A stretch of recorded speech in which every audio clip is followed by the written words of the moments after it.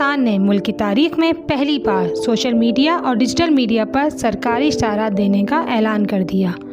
معاون خصوصی فردوس عاشق اوان کا کہنا تھا کہ حکومت پہلے اخبارات اور ٹی وی چینلز کو سرکاری اشتہار دیتی تھی، مگر اب دور جدید کے حساب سے تبدیل کرنے کا فیصلہ کیا ہے۔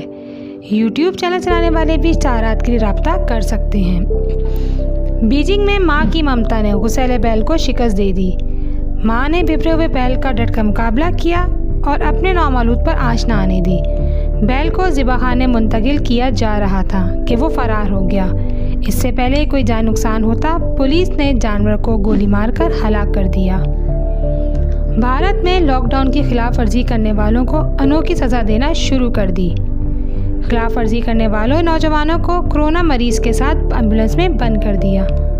نوجوانوں نے کورونا سے بچاؤ کا ماسک پہنا تھا اور نہ ہی سوشل ڈسٹینسنگ کا خیال کر رہے تھے۔ G20 ممالک نے بڑا فیصلہ کر لیا۔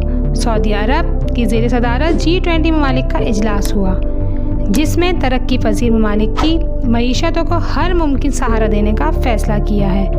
اس موقع پر شعبہ سیاحت کی تباہ کاریوں کا جائزہ لیا گیا۔